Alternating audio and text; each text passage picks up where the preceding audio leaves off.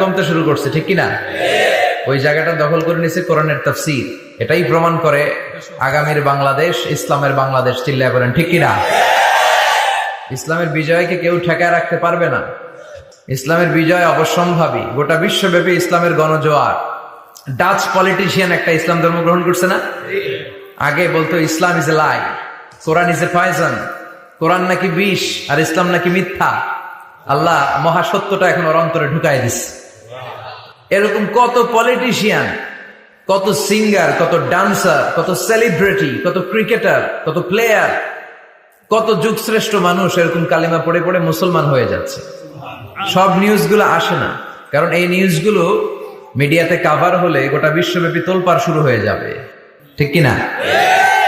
ওরা ওই দিক দিয়ে আমাদের বিরুদ্ধে প্রচারণা চালায় যে ইসলাম মানে হচ্ছে জঙ্গিবাদ, ইসলাম মানে হচ্ছে সন্ত্রাসবাদ। এগুলো বলতে বলতে ইউরোপ আমেরিকার যে সাধারণ নাগরিক, ওদের কান ওরা ঝালাপাড়া করে ফেলছে। ইউরোপ আমেরিকার খ্রিস্টান নাগরিকরা ভাবলো ঘটনা কি, ইসলামের ব্যাপারে এত কথা কেন? What is Islam? এটা আবার কি? Let's check in Google. একটু চেক করি গুগলে, বুক ফেয়ার গুলোতে কিছু বই পড়ে দেখি ইসলাম সম্পর্কে। ওরা পড়তে শুরু করলো। আমাদের বিরুদ্ধে অপপ্রচার চালালে এটা আমাদের পক্ষের প্রচারণা হয়ে যায়, ঠিক কিনা? ওরা জানতে পড়তে শুরু করলো। অনেকে ইসলাম দ্বারা ইমপ্রেসড, অনেকে impressed, convinced. Now they accepted Islam, they converted to Islam. তারা খ্রিস্ট ধর্ম ছেড়ে দিয়ে মুসলমান হয়ে কালিমা পড়ে নিয়েছে। এই বাণীটা একটা বিপ্লবী বাণী, লা ইলাহা মুহাম্মাদুর রাসূলুল্লাহ।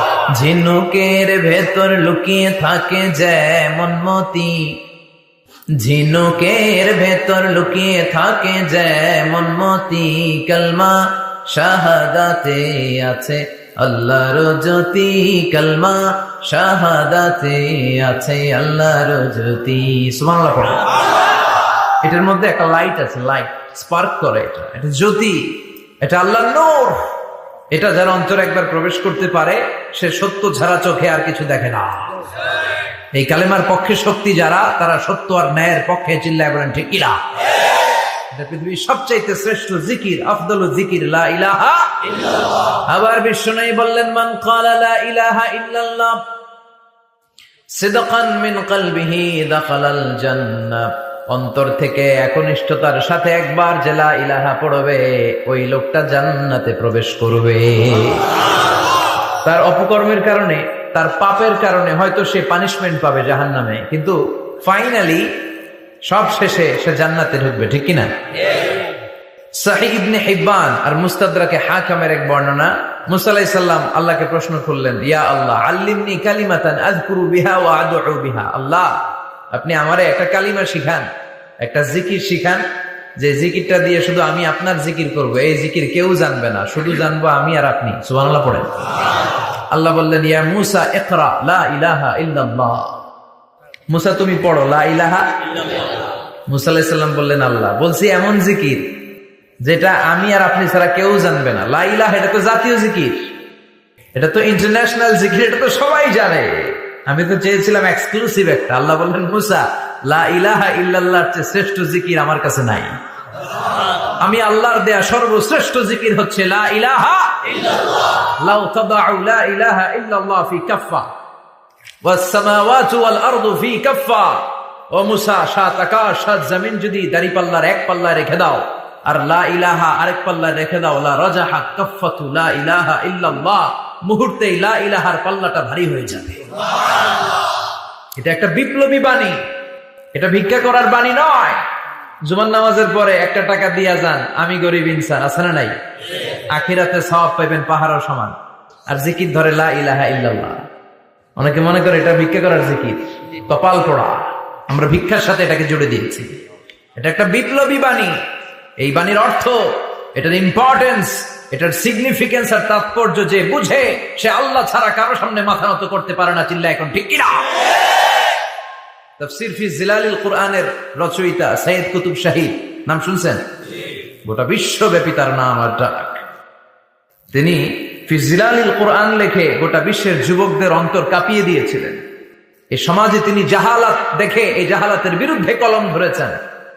আর যুগশ্রেষ্ঠ তাফসির রচনা করেছেন, তাফসির ফি জিলালিল কোরআন। এটার অনেক ভাষায় ট্রান্সলেশন হয়েছে, বাংলায় পাওয়া যায়, খুব সম্ভব আল কোরআন একাডেমি লন্ডন এটা ট্রান্সলেট করেছে। তো উনি এই কালিমার পক্ষে থাকার কারণে, ইসলামী আন্দোলনের কারণে তৎকালীন প্রেসিডেন্ট জামাল আব্দুল নাসের ওনাকে ফাঁসি দেওয়ার আদেশ দিয়েছে, ফাঁসির কাস্টে ঝুলিয়ে মৃত্যুদণ্ডের অর্ডার করেছে। তো জেল কোডের নিয়ম অনুযায়ী যাদেরকে ফাঁসি দেওয়া হবে, হ্যাঙ্গিং করা হবে, হ্যাঙ্গিং করার ঘন্টাখানিক আগে ওই কারা কর্তৃপক্ষ থেকে নিয়োগ দেয়া জেলখানার ইমাম সাহেব এসে তাদেরকে লা ইলাহা পড়ায়। কি পড়ায়? লা ইলাহা ইল্লাল্লাহ পড়ায়। তো সৈয়দ কুতুব শাহিদ উনিও যখন ওনাকে ফাঁসির কাজটা ঝুলানো হবে, ওই মুহূর্তে জেল কোডের নিয়ম অনুযায়ী ইমাম সাহেব এসে সৈয়দ কুতুব সাহিবকে বলতে আরম্ভ করলো যে আমি আপনাকে কালিমা পড়াতে এসেছি, আপনি পড়েন লা ইলাহা ইল্লাল্লাহ। সৈয়দ কুতুব শাহিদ বললেন, আমারে কালিমা শিখাতে এসো না, আমি কালিমা খুব ভালো জানি। যেই কালিমা তুমি ফাঁসির আসামিদেরকে পড়ানোর কারণে মান্থলি বেতন পাও, ওই কালিমার ব্যাখ্যা করার কারণে আমাকে ফাঁসির কাস্টে ঝোলা লাগছে। তুমি কালিমা পড়াও, তুমি বেতন নাও, আর আমি কালিমার ব্যাখ্যা করার কারণে আমার ফাঁসি হয়, তার মানে তোর কালিমা আর আমার কালিমা এক কালিমা না। কালিমার মধ্যে পার্থক্য আছে না নাই? ইমানের মধ্যে পার্থক্য আছে না নাই? যে ইমানে প্রয়োজনে জ্বলে ওঠে না, যে ইমান সত্য ন্যায়ের কথা বলে না, যে ইমানে প্রয়োজনে জ্বলে ওঠে না, যে ইমান সত্য ন্যায়ের কথা বলে না, যে ইমান বাস্তবে নাই, যে ইমান অন্তরে নাই, মুখে শুধু ফাঁকা বলি, কি করে তারে বলো ইমানে বলি, কি করে তারে বলো ইমানে বলি, কি করে তারে বলো ইমানে বলি। ঠিক না? যে ইমান দিন কায়েমের আন্দোলনের ধার ধারে না, যে ইমান লেবাসধারী কোরআন হাদিস তাও পড়ে না, যে ইমান খাজার নামে মাজার গড়ে ফুলুস কামায়, যে ইমান শিরকিয়াতের আমল করে ভীত না হয়, যে ইমান ইমানে ভুলে নাস্তিকতার মঞ্চে ওঠে, যে ইমান বাতিল মতের দোসরে হয়ে ফায়দা লুটে, যে ইমান শুধুই কেবল খায় দায় আনন্দ করে, যে ইমান দেখে না যে আরাকানে ভাইরা মরে, যে ইমান ময়দানে নাই, যে ইমানে বাস্তবে নাই, মুখে শুধু ফাঁকা বলি, কি করে তারে বলো ইমানে বলি, কি করে তারে বলো ইমানে বলি, কি করে তারে বলো ইমানে বলি। চিল্লায় বলেন ঠিক কিনা? ইমানে পার্থক্য আছে, কালেমায় কালেমায় পার্থক্য আছে। ওই কারা কর্তৃপক্ষের নিয়োগ করা ইমাম সাহেবের লা ইলাহা ইল্লাল্লাহ আর তাফসির ফি জিলালিল কোরআনের রচয়িতা সৈয়দ কুতুব শাহিদের লা ইলাহা এক কালিমা নয়, এক লা ইলাহা নয়। চিল্লায় এখন ঠিক কিনা? পার্থক্য আছে, আলাদা। এজন্য আসল লা ইলাহার অনুসারী হতে হবে। লা ইলাহার ধারক এবং বাহকরা হচ্ছে সত্য এবং ন্যায়ের পক্ষে। যত বিপদ আসে, যত আপদ আসে, যত ঝুঁকি আসে, পাহাড় সম ঝুঁকিকে ডিঙ্গিয়ে তারা লা ইলাহার কালেমার পতাকাকে উড়িয়ে দেয়। চিল্লায় বলেন ঠিক কিনা? এজন্য ইমানে পার্থক্য আছে। আমরা যেন আসল ইমানদার হতে পারি, আল্লাহ তৌফিক দাও। আরো জোরে পড়েন আমিন। আমরা সব সময় যেন আল্লাহর জিকির দিয়ে হৃদয়টাকে সিক্ত রাখতে পারি, তুমি তৌফিক দাও। বিষ্ণু বলেছেন লা ইয়াজালু লিসানুকা রাতবান মিন যিকরিল্লাহ, তোমার জিহ্বাটা যেন আল্লাহর জিকিরে সব সময় ভিজা থাকে। কি থাকে? সব সময় যেন পড়ি সুবহানাল্লাহ, আলহামদুলিল্লাহ, লা ইলাহা ইল্লাল্লাহ। সব সময় যেন আমরা পড়ি আল্লাহু আকবার। বিষ্ণু বললেন আহাব্বুল কালাম ইলাল্লাহি আরবা। খেয়াল রাখবেন, আল্লাহর কাছে সবচেয়ে প্রিয় কথা চারটা। কয়টা? আহাব্বুল কালামি ইলাল্লাহি আরবা। আল্লাহর কাছে সবচাইতে প্রিয় কালাম হচ্ছে চারটা। লা ইয়াদুররুকা বিআইহিন্না বাদাতা। এই চারটার কোনটা দিয়ে শুরু করবে এটা তোমার ব্যাপার, আগে পরে করলেও কোনো সমস্যা নাই। চারটার একটা হচ্ছে সুবহানাল্লাহ, আরেকটা হচ্ছে আলহামদুলিল্লাহ, আরেকটা হচ্ছে লা ইলাহা ইল্লাল্লাহ, আরেকটা হচ্ছে আল্লাহু আকবার। যেন সবসময় আল্লাহর জিকির করতে রাজি আছেন তো? আল্লাহরে ডাকতে রাজি আছেন? ফাযকুরুনি ওয়াশকুরুলি। আল্লাহ বলেন, যদি আমার জিকির করো আমিও তোমাদের জিকির করি, যদি আমার স্মরণ করো আমিও তোমাদের স্মরণ করি। আবার বিশ্বনবী বললেন, আল্লাহ ঘোষণা দেন, ফাইন যাকারানি ফি নাফসি যাকারতুহু ফি নাফসি। আমার বান্দা যদি একা একা আমার জিকির করে আমিও আমার বান্দাকে একা একা স্মরণ করি। ওয়া ইন যাকারানি ফি মালাইন যাকারতুহু ফি মালাইন খায়রিম মিনহু। আর মহা সম্মেলনে যদি বান্দা আমারে স্মরণ করে আমি এর চাইতে শ্রেষ্ঠ মহা সম্মেলন ফেরেশতাদেরকে নিয়ে আমার বান্দাকে স্মরণ করি। ওয়া ইন তাকাররাবা ইলাইয়া শিবরান তাকাররাবতু ইলাইহি দিরাআন। আমার বান্দা যদি আমার দিকে 1 বিঘত আসতে চায় আমি আমার বান্দার দিকে 1 হাত এগিয়ে যাই। আমার বান্দা যদি আমার দিকে 1 হাত আসতে চায় আমি আমার বান্দার দিকে 2 হাত চলে যাই। ওয়া ইন আতানি ইয়ামশি আতাইতুহু হারওয়ালা। আর আমার বান্দা যদি আমার কাছে হেঁটে হেঁটে আসতে চায় আমি আমার গোলামের দিকে দৌড়ে দৌড়ে যাই। ওই আল্লাহরে ভুলে গিয়ে আমরা মাজারে যে সিজদা দেই, কপাল পোড়া আছে না নাই? দুদেল বান্দা কালমা চোরে, না পায় শ্মশান না পায় ঘর, দিন থাকিতে আয়রে পথে ছাইড়া দে ভণ্ডামি ভণ্ডামি ভণ্ডামি ভণ্ডামি, ছাইড়া দে ভণ্ডামি।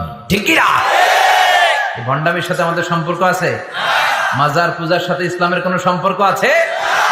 নামাজ কালাম পড়ে না ইবলিশ শয়তানের নানা, আছে না নাই? এলাকায় মনে হয় নাই, অনেক জায়গায় আছে দেখবেন লাল সালু দিয়া উঁচু করা। সাইয়েদনা আলীকে মদিনায় বিশ্বনবী পাঠালেন আর বললেন, যত উঁচু মাজার দেখো ভেঙে মাটির সাথে গুড়িয়ে দাও। কবরস্থান উঁচু হবে না, কবর হবে সমান। এটাকে সেফটি দেওয়ার জন্য, সিকিউরিটি দেওয়ার জন্য আপনি চারদিকে সিম্পল বেড়া বা দেয়াল দিতে পারেন, যাতে গরু ছাগল যে এই কবরের অসম্মান না করে। আমরা আশরাফুল মাখলুকাত, আমরা বেঁচে থাকলেও যেমনি সম্মান আছে আমাদের, মরে গেলেও সম্মান আছে না নাই? আল্লাহ বললেন, ওয়ালাকাদ কাররামনা বানি আদম। আমি বনি আদমের সম্মান বাড়িয়ে দিয়েছি। জীবিত অবস্থায় যেমনি সম্মান, মরে গেলেও সম্মান। ঠিক কিনা? বিশ্বনবী দেখলেন একটা লাশ যাচ্ছে, লাশ দেখে নবী দাঁড়িয়ে গেলেন। সাহাবারা বললেন, ইয়া রাসূলুল্লাহ ইন্নাহু ইয়াহুদ, এটা ইহুদির লাশ। দাঁড়ালেন কেন? বসেন। বিশ্বনবী বললেন, আওয়ালাইসাত নাফসান, এটা কি মানুষ না? এটা হোক না ইহুদি, হোক খ্রিস্টান, হোক নাস্তিক, এটা তো মানুষ। আমি তো মানুষকে সম্মান দিয়েছি। I have dignified the status of the sons of Adam. আমি বনি আদমের সম্মানকে বাড়িয়ে দিয়েছি। সবার উপরে মানুষ সত্য, তাহার উপরে নাই। এজন্য কবরকে সিকিউরিটি দিতে হবে, কিন্তু গম্বুজ বানানো যাবে? লাল সালু দেয়া যাবে? মাজারে আগরবাতি দেয়া যাবে? মোমবাতি, মশারি, অনেক মাজারের উপরে লম্বা মশারি টাঙানো আছে না নাই? ওর বাবারে মশাই কামড়ায়, কত বড় ডাকাত। তো মশাই যদি নিজ থেকে তাড়াইতে না পারে, ও তোমারে কি করবে? কথা বলেন। মশা তাড়াতে পারে না নিজের গা থেকে, তোমারে কি বাঁচাবে? দেখবেন যে লোকটা মাজারে মশারি দেয়, ওর বাবার ডেঙ্গু জ্বর, ওর বাপেরে মশাই খায়, ওর মারে মশাই খায়। গোটা বিশ্বের সবগুলো আল্লাহর ওলি যদি একটা গ্লাসের পানিতে ফু দেয়, আর আপনার মা যদি আপনার মাথার মধ্যে হাত বুলিয়ে দেয়, আপনার মা যদি আপনার বুকে একটা ফু দিয়ে দেয়, সব পীর সাহেব একদিকে, মায়ের দোয়া আরেকদিকে। মায়ের দোয়া মুহূর্তে আল্লাহর আরশে পৌঁছে যাবে। এজন্য বিশ্বনবী বলতেন, সালাসু দাওয়াতিন মুস্তাজাবা, 3টা দোয়া আল্লাহ কবুল ফিরিয়ে দেন না। 1 নম্বরে হচ্ছে দাওয়াতুল মুসাফির, সফর অবস্থায় দোয়া করলে কবুল করে কে? আল্লাহ। 2 নম্বরে দাওয়াতুল মাজলুম, অত্যাচারিত ব্যক্তির দোয়া কবুল করে কে? আল্লাহ। 3 নম্বরে দাওয়াতুল ওয়ালিদাইনি লিওয়ালাদিহি, মা বাবা যখন হাত তুলে ছেলে মেয়েদের জন্য আল্লাহর কাছে দোয়া করে, ওই দোয়াটাও কবুল করে কে? আল্লাহ। মাজারে মশারি দিবেন? লাল সালু দিবেন? আগরবাতি, মোমবাতি, কোন মানত? মাজারে মানত করা যায় না। ইন্নী নাযারতু লিররহমানি সাওমা, মানত করতে হয় রহমানের নামে। মানত হবে একজনের নামে, চিল্লায় বলেন তিনি কে? আল্লাহ। এজন্য মাজারে কিছু দেয়া যাবে না। এই ভণ্ডামি গোটা বাংলাদেশ ব্যাপী। আমরা বলে যাচ্ছি, যতটুকু শুধরানোর শুধরাবে। হেদায়েত দেওয়ার মালিক একজন, চিল্লায় বলেন তিনি কে? আল্লাহ। অনেক পীর আছে এরকম ভণ্ড পীর, সারা বছরে নাকি একবারও গোসল করে না। 365 দিনে ওর গোসলের রুটিন একদিন। আর ওই একদিনের গোসলের পানি মুরিদরা সব খাইয়া শেষ করে ফেলায়। নাউজুবিল্লাহ কইবেন না? নামাজ কালাম পড়ে না, ইবলিস শয়তানের নানা, ধর্মের একখান খুঁটি ধইরা কয়দিন করবা হয়রানি। ভণ্ডামি ভণ্ডামি ভণ্ডামি, ছাইড়া দে ভণ্ডামি। দোদেল বান্দা কালমা চোর, না পায় শ্মশান না পায় ঘোর, দিন থাকিতে আয়রে পথে ছাইড়া দে ভণ্ডামি। ভণ্ডামি ভণ্ডামি ভণ্ডামি, ছাইড়া দে ভণ্ডামি। চিল্লায় বলেন ঠিক কিনা? এগুলোর সাথে আমাদের কোনো সম্পর্ক নেই। ইসলাম হচ্ছে সহজ। আদ-দীনু ইউসরুন লা উসরা ফি। আদ-দীনু ইউসর, দিন সহজ। এত জনের কাছে যাওয়া লাগবে না। আপনি ওই জেলায় যে ওই মাজারে মানত করা লাগবে না। আপনার সিলেটে যাওয়া লাগবে না, আপনার খানজানাইলের কাছে যাওয়া লাগবে না, আপনার কোথাও যাওয়া লাগবে না। আপনি বাড়ির পাশের মসজিদে পড়ে সেজদা দেন, মুহূর্তে দোয়া কবুল করে নিবে কে? রব্বুল আলামিন বলে, গোলাম আমারে ডাকস না কেন? তোর ডাকে সাড়া দেওয়ার জন্য আমি 24 আওয়ার্স রেডি। দুনিয়ার বুকে কোনো বিষয় নিয়ে যদি আমরা বারবার যাই, দুনিয়াতে লোকজন রেগে যায়, ঠিক কিনা? আমি ওনার কাছে গেলাম, ভাই আজকে একটা বিপদে পড়ছি, 500 টাকা দেন, দিয়ে দিল। এরপরের দিন আবার গেলাম, দিল। পরশু দিল, তরশু গেলে চেঁচা দিয়ে দিল, একটা মাইট দিয়ে দিল, ঠিক কিনা? কি পাইছো তুমি? প্রতিদিন 500 টাকা। বারবার কোন একটা ইস্যু নিয়ে কারো কাছে যাওয়া যায় না, এটা লজ্জার বিষয়, ঠিক কিনা?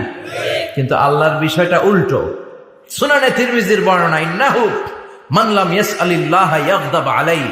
কোন বান্দা যদি কোনো বিষয় নিয়ে, কোনো ব্যাপার নিয়ে আল্লাহর কাছে বারবার না যায়, আল্লাহ তার উপর রেগে যায়। এজন্য আল্লাহর কাছে বারবার চাওয়ার দরকার আছে না নাই? আপনার মনের জ্বালা যন্ত্রণা পূরণ করে দিতে পারে কে? এটার নাম তাওহীদ। এক আল্লাহ কেন্দ্রিক হওয়া, আল্লাহ সেন্টার্ড। আমাদের সবকিছু হবে আল্লাহ কেন্দ্রিক। বিপদে আপদে যে কোনো পরিস্থিতিতে সবার আগে কার কাছে যাব? এটার নাম তাওহীদ। এটার নাম তাওহীদেরই মুর্শিদ আমার মুহাম্মাদের নাম বলো, মুহাম্মাদের নাম। আল্লাহর নাম জপলে বুঝতে পারি আল্লাহরই কালাম বলো, মুহাম্মাদের নাম।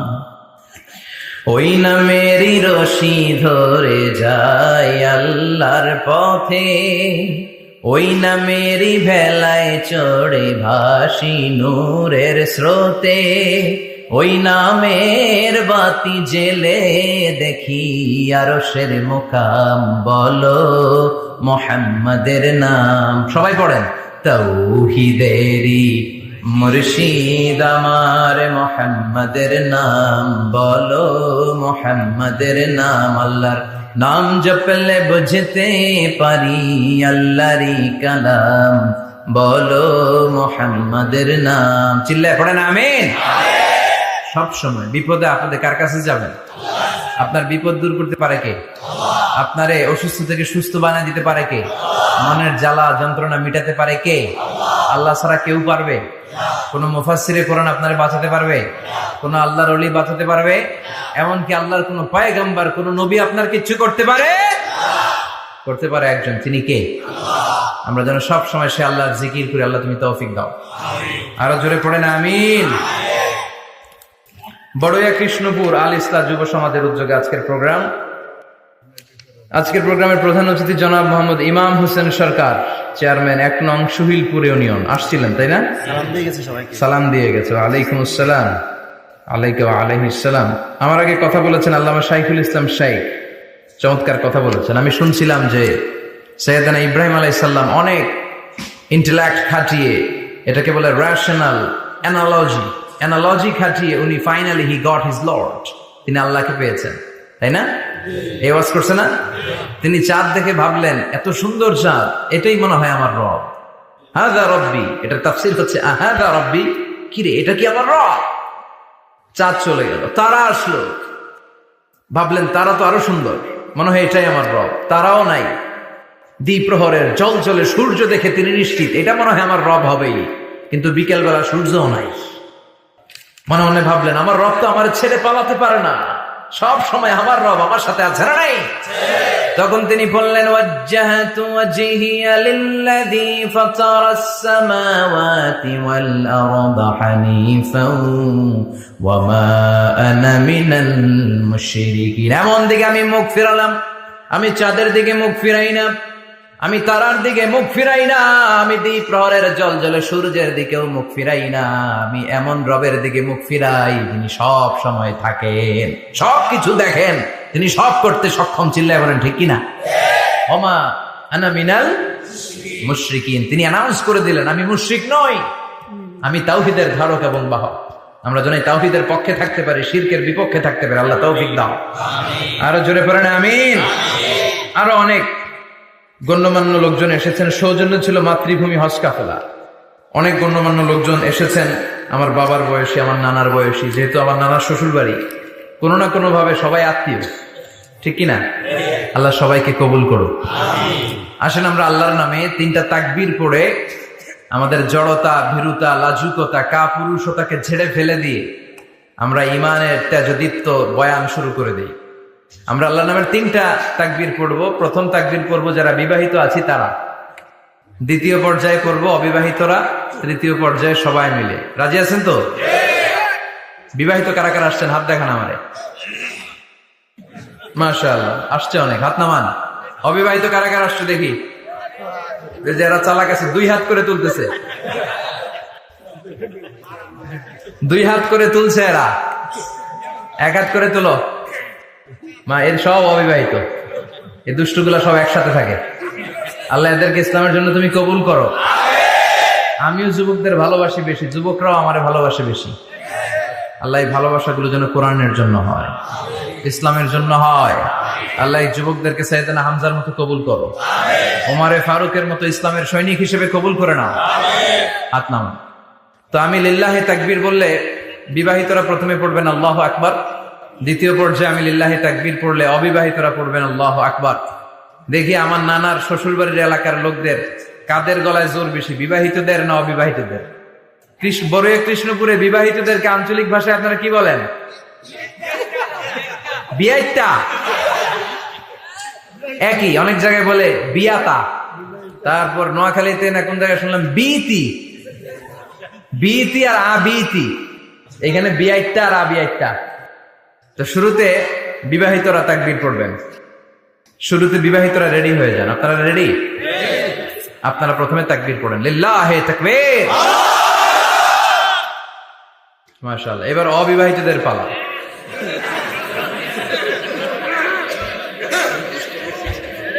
অবিবাহিতরা রেডি? ওরা কাশি দিয়ে গলা ঠিক করে নিতেছে। মাশাআল্লাহ।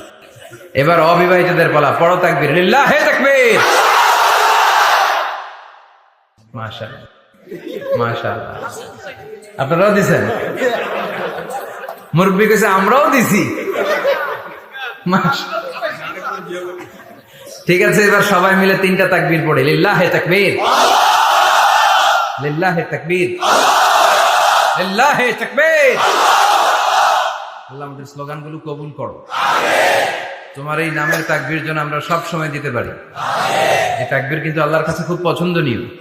আমি একটু আগে বলছিলাম না যে আহাব্বুল কালামি ইলাল্লাহি আরবা, আল্লাহর কাছে সবচেয়ে প্রিয় বাক্য চারটা, এর মধ্যে একটা হচ্ছে আল্লাহু আকবার। চারটার একটা কি? সব সময় এই তাকবীরের সাথে থাকবেন তো? যারা এই তাকবীর পড়ে তাদের সাথে থাকবেন সবাই। আল্লাহ তৌফিক দাও। আমি আমার খুতবার শুরুতে সূরাতুত তাকাসুরের প্রথম 2 আয়াত তেলাওয়াত করেছি। এই সূরার মধ্য দিয়ে আল্লাহ তাআলা কি মেসেজ আসলে আমাদেরকে দিতে চাইলেন আমি আপনাদের সাথে অল্প কিছু সময় শেয়ার করবো ইনশাআল্লাহ। পড়ে এই সূরার মূল মেসেজ হচ্ছে আমরা এই পৃথিবীতে থাকতে আসিনি, চলে যাব আমরা। কেউ আমরা থাকতে পারবো? We have to go back to you Lord. We have to go back to our Lord. আমাদেরকে আমাদের রবের কাছে ফিরে যেতে হবে। নাকি আজীবন থাকবেন? কথা বলেন। চলে যেতে হবে। কখন যে কে চলে যায় তার কোনো ঠিক নাই। হ্যাঁ, কেউ জানি না, কিন্তু এতটুকু জানি যে চলে যাব। গত কয়েকদিন আগে এদেশের আপকামিং একজন ইয়াং স্কলার হুট করে চলে গেলেন। নাম শুনছেন? কি নাম? হ্যাঁ, শাহাদাত ফয়সাল। আমাদের বয়সী বা আমাদের চেয়ে ছোট, আপকামিং মধ্যম পন্থার একজন আলেম ছিল। চলে গেল। অনেক আশা ভরসা ছিল অনেকের তার উপর যে সে he is an upcoming scholar, সে মধ্যমপন্থী। ডক্টর আব্দুল্লাহ জাহাঙ্গীর স্যারের নাম শুনেছেন? ভাল লাগে না কথাগুলো শুনলে? হৃদয়টা ঠান্ডা হয়ে যায়। কারো পক্ষপাতিত্বে যায় না, যেটা হক, যেটা সমাজের জন্য কল্যাণকর সেটার কথা বলে। এই মাঝামাঝি থাকতে পারাটা সবচেয়ে কঠিন, ঠিক কিনা? আল্লাহ বলেছেন ওয়াকাযালিকা জাআলনাকুম উম্মাতান ওয়াসাতান লিতাকুনু শুহাদা আলান নাস, তোমাদেরকে হতে হবে উম্মাতান ওয়াসাতান, মধ্যমপন্থী উম্মাত, মাঝামাঝি থাকতে হবে। কিন্তু আমরা এদেশে মার্জিনালাইজ করে ফেলি, বুঝতে পেরেছেন? এক প্রান্তে চলে যায়। যারা চরমনায়ের মুরিদ অন্যদেরকে আর দেখা যাবে না, যারা সরসিনার মুরিদ এরাই সব, অন্যদিকে যাওয়া যাবে না। যারা জামাত ইসলাম অন্যদিকে আর যাওয়া যাবে না। যারা হেফাজতে ইসলাম অন্য কারোর মধ্যে আর হক নাই। যারা আহলে হাদিস এরা তো সব নিয়েই গেছে, সব হক সুন্নাহ এদের কাছে, কারো মুখের কোনো কথা এদের কাছে কোনো দাম নাই। আপনি যত হকের কথা বলেন এদের দলই নাকি ঢুকতে হবে। তো আমার এই দেশে সুন্নি ভাইরা গালি দেয় আহলে হাদিস বলে, আবার আহলে হাদিসরা আমার গালি দেয় সুন্নি বলে, বুঝতে পেরেছেন? মাঝামাঝি থাকাটা এই বাংলাদেশে খুব কঠিন, কিন্তু আপনাকে মাঝামাঝি থাকতে হবে। আপনাকে ওয়াসাতিয়ার পদ্ধতিতে আসতে হবে, উম্মাতান ওয়াসাতা, মাঝামাঝি। মাঝামাঝি ডানেও না বায়েও না, সিরাতুল মুস্তাকিমে ডান বাম নাই, এটা সোজা। এই রাস্তা একবার যদি উঠে যান এই রাস্তা শেষ হয়ে যাবে জান্নাতুল ফেরদাউসের ভিতরে, চিল্লায় বলেন ঠিক কিনা? এই জন্য আমরা যেন মিডল পাথ ধরি, আমরা যেন কট্টর না হই, আমরা যেন মাঝামাঝি হই। আপনি তাবলিগ করতে পারেন, করেন, খুব ভালো। তাবলিগের ভাইদের একটা ভালো গুণ হচ্ছে নিজের খেয়ে নিজের পরে ইসলামের দাওয়াত দেয়, ঠিক কিনা? নিজের টাকা ভেঙে দাওয়াত দিচ্ছে, তো তাদের কারণে অনেকে কালিমা শিখছে, অনেকে নামাজ শিখছে, তাদেরও কন্ট্রিবিউশন আছে না নাই? তো যারা তাবলিগ করেন আপনি মনে করবেন না যে সব হক সব সত্য, শুধু আপনি হকের ডিলার এটা মনে করবেন না। সব সত্য হক এটা আপনার বাবার দাদার সম্পত্তি এটা মনে করবেন না। সব দলের মধ্যে হক থাকতে পারে, বরং সব দলের ভালো ভালো জিনিসগুলো নিয়ে নিজেকে সাজানো দরকার। কথা বলেন? জামাত ইসলামের মতো, হেফাজতে ইসলামের মতো আন্দোলনের স্পিরিট থাকতে হবে, চিল্লা এখন ঠিক কিনা? আমার সুন্নি ভাইদের মতো নবীর প্রেম অন্তরে থাকতে হবে, চিল্লা এখন ঠিক কিনা? তাবলিগের ভাইদের মতো হৃদয়ে ইখলাস থাকতে হবে। এই সবগুলোর সমন্বয় হচ্ছে ইসলাম, সবগুলোর সমন্বয় ইসলাম। এজন্য কখনো মনে করবেন না যে আমি একদল করি তার মানে অন্য সব দল মনে হয় বাতিল, ওগুলো মনে হয় মুসলমান না, ওগুলো আমার চোখেই ধরে না, এটা ঠিক না। এটা ইহুদিদের স্বভাব। ইহুদিরা শুধুমাত্র হকের ডিলার মনে করতো নিজেদেরকে, ইহুদি ছাড়া বাকি কাউরে ওরা চোখে দেখতে পারতো না। এজন্য আমরা কি কট্টরপন্থী হব না মধ্যমপন্থী? চিল্লায় বলেন কট্টরপন্থী না মধ্যমপন্থী? আল্লাহ আমার যতদিন বাঁচিয়ে রাখা আমি মধ্যম পন্থার কথা বলেই যাব, up to my death. It's my mission, it's my vision. এটাই আমার লক্ষ্য, যে মধ্যম পন্থার ইসলামকে প্রমোট করা, যেটা বিশ্বনবীর ইসলাম, যেটা মদিনার ইসলাম, যেটার মধ্যে বাড়াবাড়ি নাই, ছাড়াছাড়ি নাই, ঠিক কিনা? আল্লাহ তুমি আমাদেরকে বুঝার তৌফিক দান করো। সূরার নাম হচ্ছে সূরাতুত তাকাসুর। চিল্লায় বলেন কি নাম? এই সূরার সেন্ট্রাল সাবজেক্ট ম্যাটার হচ্ছে we have to go back to our Lord. আমাদেরকে ফিরে যেতে হবে আমাদের রবের কাছে। আমরা কেউ আজীবন থাকতে আসি নাই। থাকতে পারবো আজীবন? দাদা চলে গেল, বাবা চলে গেল, মা চলে গেল, মামা চলে গেল, খালু চলে গেল, এরপর আমাদের টনক নড়ে না, তাই না? পাগল পড়া হয়ে আছে এই পৃথিবীর জন্য। মরতে যে হবে এটা ভাববার সময়টুকু আমাদের নেই। আমরা ব্যস্ত আমাদের ক্যারিয়ার নিয়ে, আমাদের লাইফ নিয়ে, আমাদের সমাজ নিয়ে, আমাদের ফ্যামিলি নিয়ে, আমাদের সন্তান আর সম্পদ নিয়ে আমরা super busy. We are leading a very super busy life. We don't have even a single time to think about death. মৃত্যু নিয়ে ভাবার একটা মুহূর্ত আমাদের নাই। কিন্তু পৃথিবীর সবচাইতে সুনিশ্চিত বিষয় হচ্ছে মৃত্যু, ঠিক কিনা? The most certain thing in our life is death. আমাদের জীবনের সবচাইতে সুনিশ্চিত বিষয় হচ্ছে মরণ, মরবই আমরা। And the most uncertain thing in our life is the time of death. আর আমাদের জীবনের সবচেয়ে অনিশ্চিত বিষয় হচ্ছে মৃত্যুর সময়। আমরা জানি না। মরবো যে এটা জানি, জানেন না? কিন্তু কখন মরবো এটা জানি? এই সূরাটা আপনারে এই জিনিসটা জানান দিতে এসেছে যে দুনিয়ার সম্পদ, লোভ, লালসা এগুলো নিয়ে পড়ে থেকো না। এই যে আমাদের ফ্যামিলি, আমাদের বাচ্চা কাচ্চা, আমাদের এত টাকা পয়সার হিসেব, মাস শেষে বাড়ি ভাড়া, গ্যাসের বিল, এইটা সেটা, আপনি কি মনে করছেন যে আপনি চলে গেলে এগুলো থেমে থাকবে? কিছুই থেমে থাকবে না, সব চলবে আগের মতো, থাকবেন না আপনি। এজন্য শাহাদাত ফয়সাল ওনার ফেসবুকে সর্বশেষে লিখে গিয়েছিল, আমি হীন দুনিয়া, মানে এমন দুনিয়া যেটাতে আমি নাই, সব চলে, সকাল গড়িয়ে বিকেল হয়, শীত শেষে গ্রীষ্ম আসে, দিন শেষে রাত নামে, সব চলে, নাই শুধু আমি। চিল্লায় বলেন ঠিক কিনা? তো এজন্য এগুলি একটু ভাবেন। অনেক ব্যস্ত আমরা, এই দুনিয়ার পুরো জীবনটা এটা হচ্ছে লালসাময় একটা জীবন, লোভ, মরিচিকা, মায়াজাল। এই মায়াজালে আমরা আটকে আছি, ফলে মৃত্যুর কথা আমরা ভুলে গিয়েছি, পাগলের মতো ছুটছি। আরো টাকা লাগবে, আরো খ্যাতি লাগবে, আরো যশ লাগবে, আরো দাপট লাগবে আমার। এত টাকা দিয়ে কি হবে? এত সম্পদ দিয়ে কি হবে? এত ব্যস্ততা দিয়ে কি হবে তোমার? স্টপ, থামুন, অনেক হয়েছে, আম্মা থামুন। Take a rest, take a breath and think about death.